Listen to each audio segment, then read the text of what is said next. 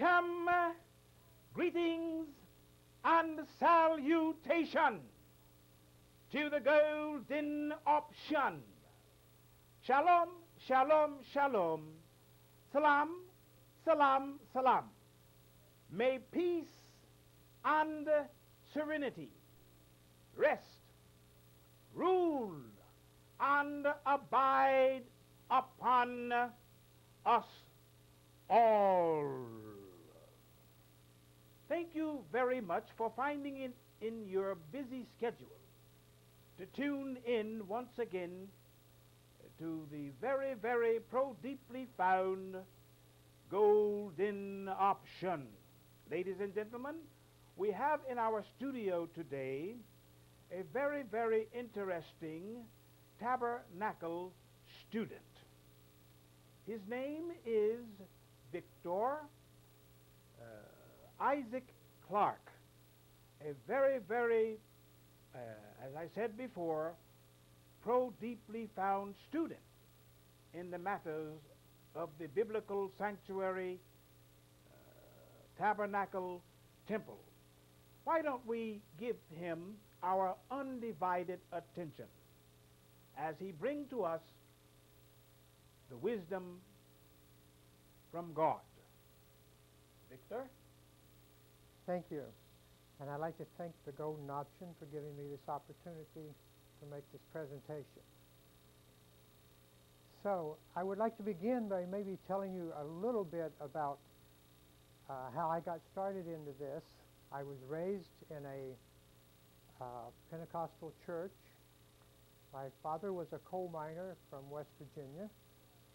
So as I grew up and I learned quite a bit about God, going to church and so forth, but eventually I come to a place to where, as we all do who are on the path, we need to know God on a personal one-to-one basis. And as I began working in the Word and studying the Bible and became a convert to the way, I came upon the tabernacle as it was given to Moses. And upon studying the tabernacle and the way it's laid out, it had a canvas fence of 50 cubits wide and 100 cubits long. And when you came through the gate, here's the sacrificial altar at the beginning. And behind that is the lava where the priest washed and cleansed. And then it went into the tabernacle itself, which was divided into the holy place and the holiest of holies. And this is an exploded view of what's inside of here. So when you came in through this veil, the first veil, on the left was the 7 golden candlesticks, and on the right was a table of incense, a table of showbread with the 2 stacks of unleavened bread, and then the incense stand with the pot of incense. And you came through a second veil, which I will remove now, into the holiest of holies, where the Ark of the Covenant itself and the very presence of God with the mercy seat. Now I have this pattern from a top view drawn so that we can see it in a more direct way. From the top view, as you came through here, the gate to the sacrificial altar. Now the thing about this pattern is that it's the pattern of all life. It's a pattern that our lives are governed by. It's a pattern that the universe is governed by. It's a pattern of creation that God uses to create all things. It's a pattern of our walk with God, where we first come through the gate and we give our lives as a sacrifice, and then we become washed in the Word. And as we work around here in the courtyard in the tabernacle, then we come through the veil into the holy place, and the unleavened bread is our humbleness and meekness as opposed to the leavened bread of pride. The incense is our praise that goes up before God. The lights, the 7 golden candlesticks, and coming through the second veil then into the holiest of holies, where the Ark of the Covenant is. So what I'd like to do is to get some background here is to go back and tell the parable of the Garden of Eden. The Bible is full of parables, and many places it has parables where it doesn't say this is a parable. So, in the Old Hebrew, which is written left to right, and the last two letters, which would be on the left in this case, tell the spelling of the word. If a uniplural is used, it's spelled differently. And a uniplural is like if I was to say, do you believe man will destroy himself with nuclear weapons? Well, you know I mean all mankind, women and children and all. But I said, do you believe man will destroy himself using the singular? So uni, singular, plural, many. In the first books of the Bible in Genesis, when man is used, it's used in the form of a uniplural. And God created mankind, uniplural, and placed him in the Garden of Eden in a state of innocence. And in this state of innocence, where he's naked and knows it not, there grows two trees. One is the tree of the knowledge of good and evil. These are spiritual trees. And one is the tree of life. Well, we ate of the tree of the knowledge of good and evil. What we started doing was saying, this is good, and this is evil, and this is right, and this is wrong, and we started making judgments. And as a result of this, we developed a split mind. Everything polarizes then. And so everything develops an opposite to us in our mind. Love, hate, anger, joy, peace, war, life, death. So ultimately, we can bring our own death upon us by eating of this tree. So when you take up on this viewpoint for the kingdom of light, then you will also have the kingdom of darkness. If you have a God, you must have a Satan. If you have a Christ, Jesus, you must have Lucifer. If you have angels, you must have demons. If you have unleavened bread, you must have the leavened, puffed up bread of pride.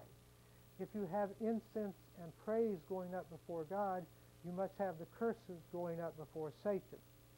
And here in the courtyard is where the churches and synagogues are located. Over here, it's the bars and the taverns. So you're either giving your life as a sacrifice to God, or you're giving your life as a sacrifice to the world of duality. And when we take on that double mind and eat of that tree of the knowledge of good and evil, then we suffer the curse of that tree. And that curse is that everything is seen to us in duality, that there's no longer a single mind centered on God.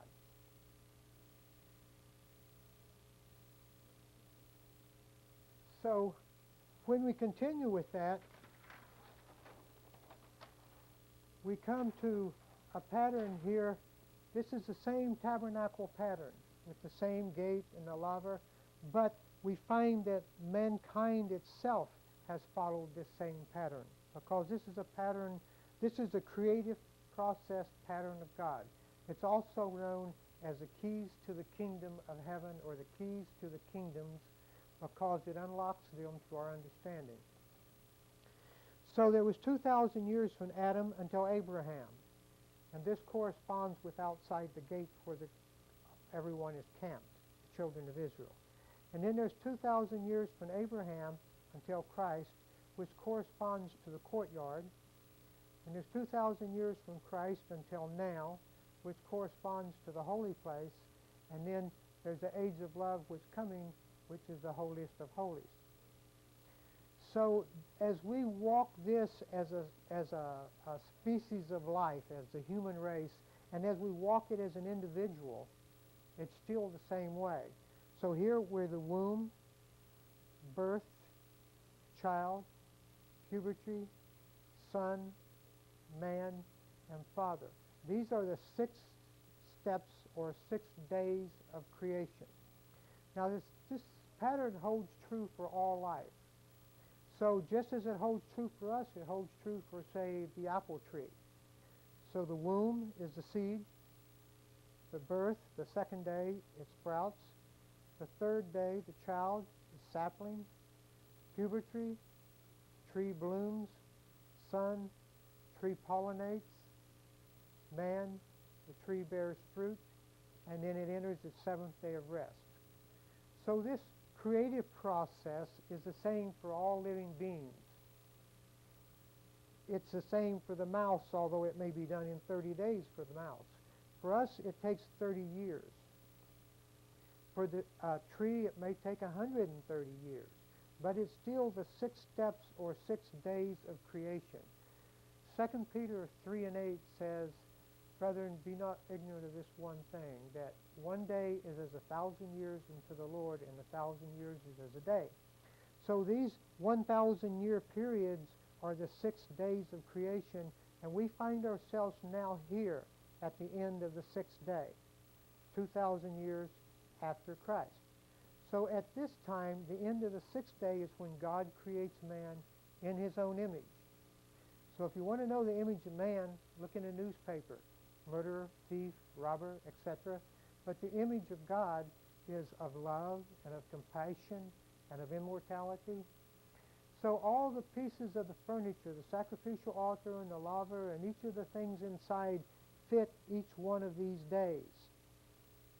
And just as at 2500 BC, Noah's Ark was here, which is the 2nd day of the human race, the water birth, so is the water here. The comparison, the analogy holds true. And when I look out into space, I find that the same thing holds true out through the universe. That here's the sun, and each of the planets, the sun works on a process known as nuclear fusion. And there's 4 atoms that fuse together and make one, just as our body, soul, mind, and spirit fuses together to make one. And as this fusion takes place, the lighter elements are radiated away as heat and light. But the heavier elements are held kind of toward the surface inside and migrate toward the equator because the sun rotates on its axis. And when they accumulate enough, a ball of them breaks off. And each orbit, it moves outward a little further each time it goes around. So we have Mercury, Venus, Earth, Mars, the asteroid belt, Jupiter, Saturn, and we can see the changes as it comes out. We can see how that at first it's just a crusted shell, and then as it cools because it's farther from the sun, the hydrogen and oxygen can combine to make an atmosphere, and then it continues until the entire planet is covered with water. Now we're at the scripture in the beginning of Genesis where it says, "And the earth was covered with water, and the dry land appeared." So this is that day of creation. And there's an interesting thing happens when the planet becomes covered with water, because this is salt water, and salt water is a high conductor of energy. Now, if I was to take an iron bar and wrap a copper wire around it from top to bottom, and then run a current through this wire, the wire would polarize. It would develop a north pole and a south pole. If I reverse the current, then the polarity reverses, and the north pole becomes a south pole, and the south pole becomes a north pole. The earth, having an iron core, when it became covered with the water, which is a high conductor of energy, the same thing happened, and it developed a polarity. And when this polarity developed, that allowed all the atoms that make up the earth to also become polarized, because there's a place where the current enters and a place where the current exits. So they developed north and south poles in polarity. The definition of a molecule is 2 or more atoms which have aligned together, and this is the beginning of life, because molecules then make living cells and develop into them. But these 2,000-year periods are also shown as the planet moves outward. And we must keep in mind that time isn't exactly, it's a time between events. Like for the mouse, this process takes 30 days, and the man, it takes 30 years. Now I want to move to this other pattern here, which is the same pattern I have here, except in a much expanded view, and it contains a lot more. We still have the womb, birth, child, puberty, son, man, and then the day of rest being the 7th day. This first circle, which you see, is the life of the body. And the second circle is the life or development of the soul. And the third circle is the life and development of the mind, and this is the life of the spirit. And the same thing is with the tabernacle. Out here is where the body is developed in the camps, and then you come through the gate into the churches and your soul is developed, and then you come into sonship walk and your mind is developed, and then you come into the holiest of holies where you become one with the Spirit. So this pattern on this side is the same pattern as the other pattern. And I noticed that the walk in the world, the walk is womb, birth, child, puberty, son, and man. And when you look at it, the water birth is when the mother's water breaks and the child's born. The child goes to school and learns the laws of the land. And puberty is represented by love, physical love, sex. And the son is the son of man. And the marriage is joined to wife. Now, the person who then that completes this walk and wants to find God moves into the world of the churches, also known as Babylon. And here the world is the womb, and the baptism is the water birth. The child is now going to school and learning the laws of God, the first 5 books of the Old Testament, the 10 Commandments, etc. And the love here is emotional love as opposed to physical love here. And the Son is Jesus, and now the man realizes, I am the Spirit living in the body, or he becomes married to the church. He joins church. So here the marriage is joined to wife, here the marriage is joined to church.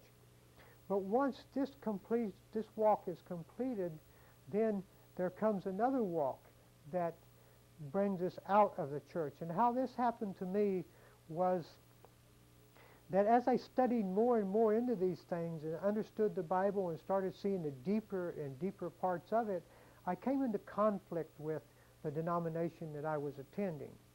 For example, they wanted me to go to the front of the church and drink a shot of wine and eat some unleavened bread, and this was communion. But I now had a deeper understanding that communion is a breaking of the bread of the Word, which we're doing together right now. And the Spirit is sharing the Spirit of God. This is the wine. So I wasn't able to make this trip to the front of the church, so I started being looked at kind of suspicious because I was walking in the light that I had, but the light that I had was different now. And as I continued looking into this and studying and reading, I found in the 17th chapter of Matthew, starting about the 22nd verse, how when Christ had came back down from the mountain and he had Peter, James, and John with him, whom he had taken up, that there was a lawyer who asked him, how can you claim to be the Son of God when the prophets say that Elias must come first? So I started looking into this, that Elias had lived thousands of years before, but now here's Elias being John the Baptist because they understood it to be John. So I looked at not the body that the Spirit was in, but the Spirit that was in John and the Spirit that was in Elias. And I found that this is the same Spirit. And then I look at the Spirit that's in the evangelist today. Notice the similarities between what the evangelist does and what John the Baptist does. The evangelist comes preaching repentance, so does John. Saying there's one coming after me whose shoes I'm not worthy unto loose, so does John. Baptizing in water, so does John. So the spirit of the evangelist is the spirit of John the Baptist. So if I look at all the evangelists in the world, I can say this is a multi-membered form of John the Baptist. And then if I look at all the true Christians out here, I can say this is a multi-membered form of Christ. And if I keep looking, I can see the Sadducees. They're the ones who believe that Christ was not the Son of God. Then I can look at the Pharisees who believe that Christ was the Son of God, but not in the resurrection. And I find that all these characters in the Bible, all these spirits of these characters in the Bible are still here today in their multi-membered form. King Herod, the world.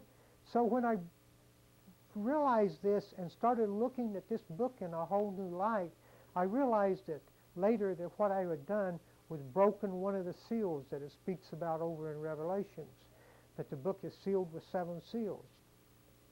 7 being the number of completeness, so the book is completely sealed. So as we break these seals, we get a new walk. And when I started coming out of that, I started realizing that I am a child of God. Therefore, I am a son of God. And that when Jesus, who is the Spirit of truth, came to live in me, and I decided to follow the truth no matter where the truth leads me, then I'm following Christ, because Christ said clearly, I am the Spirit of truth, follow me to the Father. So if you're following the truth, you're following Christ. If you're following anything less than the truth, you're following a lie, and that's not Christ. So following the truth, I came into what's called the sonship walk, where all below, again, is the womb. The well within is the water birth. The child, it's now as you believe, so are you. You're learning these laws. The puberty, the love is mental charity. The son is Christ, but is Christ within, not without. And the marriage is, I am married to the body. I am the spirit married to the body. So, for example, here's love physical, love emotional, love mental, charity.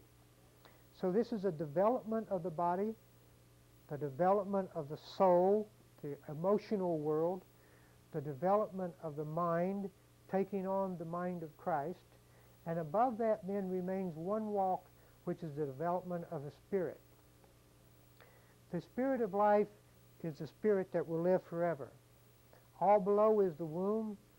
The river from the throne is the water birth, and that's when you make this one-to-one contact with God, and this flood of knowledge and awarenesses come to you, and the child is learning the laws of spirituality, the laws of karma. As you sow, so shall you reap. As you believe, so are you. And the love here is the unconditional love, and the Son is we are the Son of God. And here then we sit down with God in His throne and become one with the universe.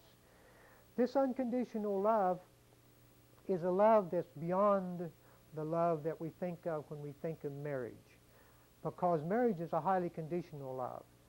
Two people take a vow and they say, I will love you until death do us part, but then let things happen that's not according to the conditions that have been placed upon the relationship mentally by the two parties, and you end up in divorce court.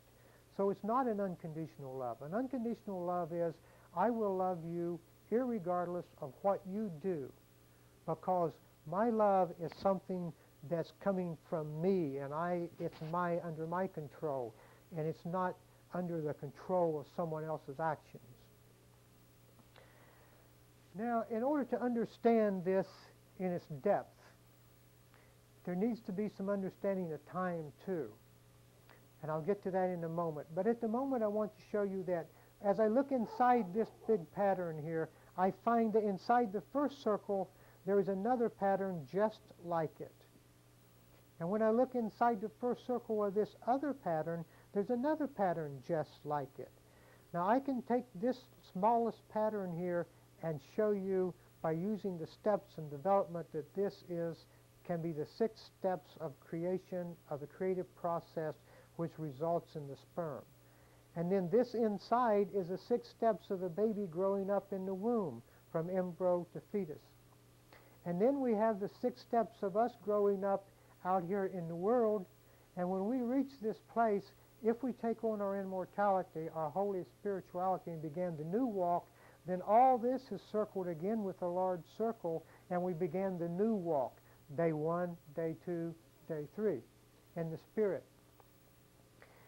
As I was studying these things and getting more and more into the Bible, I come on the concept of perception and awareness, because what we perceive things to be is not always the way things are.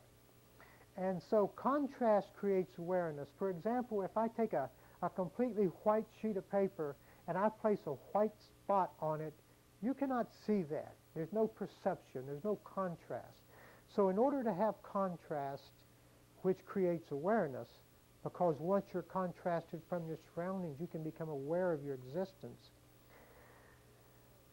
So I find that when these atoms became aligned and became molecules, and then the molecules became living cells, that we have contrast then, and this living cell is contrasted from its surroundings. So the cell divides, and through division it multiplies, because the more it divides, the more of them it is. So then a multiplied cell is like a worm in the mud in the bottom of the sea, which then comes out into the water into like an eel, or into an eel, on into the form of a fish, and then coming out of the sea on the edge of the land and breathing some air, it becomes like the seal and the sea lion. The gills have already sealed up and become lungs, and on the end of the fins are little fingers. We aim on into the reptilian stage, on into mammal, and the mammal wanting to walk on its back legs stood up and walked, and then on into Cro-Magnon man and on into us today. Now I know that I'm talking evolution, and when I first seen this, I was literally shocked, because I had always been taught that either God was true or evolution was true, and they could not coexist. What I understand now is that a man named Darwin saw a part of this creative process that God creates everything with, and he labeled it with a new name, which he called evolution, and said it can't be the same as what God's doing, it's different, so therefore God must be wrong. But what he really seen was a part of this development, this creative process, where a day is as 1,000 years or as 1,000,000 years. So contrast creates awareness, and awareness in turn creates instinct, because once you are aware of something, you will instinctively dodge from the danger. Now I realize this is an oversimplification.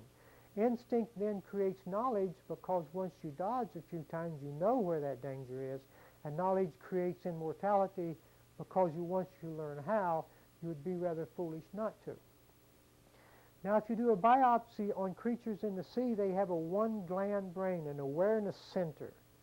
And animals have the awareness center plus the overlay, or the two brains, the second one being the instinct.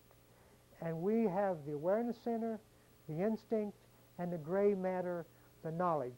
So I see the body growing up, the brain growing up and developing with it, and the consciousness growing up at the same time. So I see us growing up through the 6 steps of creation as a human species. Now I notice that if you go to a pond and you look at, say, a tadpole, or you see an egg first, and then the egg hatches and it becomes a little minnow and it swims around in the pond, and then the minnow's fins develop into legs and the tail's absorbed and it hops away a frog. Well, you're not looking at just the development of one individual. You're looking at the evolutionary history of the entire species. The time as a minnow was the time that it was in the sea, etc. So our time in the womb is the time that we spent in the sea. And then the little child that's either holding on to mama's leg or climbing up in the cabinets and running through the house on housebroken, this is equivalent to, for the species, the little baboon in the forest. And then we have the teenagers out here running in gangs. That's the time when we were in tribes. When Ezekiel first seen this vision, he's seen it as a wheel in the middle of a wheel. That's just a different way to draw it. You can redraw this pattern, and it comes out in a different form as a wheel in the middle of a wheel. And he saw the 4 faces, the face of the lion, the face of the ox, the face of the man, and the face of the eagle. The lion is when we were running free, when we were nomads. And then we became farmers, the face of the ox. And then we became industrialists, the face of the man. And now we're to become immortal, the face of the eagle, the gods. So now I'm going to move back over to this other pattern and talk about time some, because until we understand this time process, we're really going to have some difficulty getting the relationship. So if we give this problem that energy equals mass at the speed of light squared, as Einstein's equation was, which can also be read mass equals energy divided by the speed of light squared. So energy and mass is interchangeable.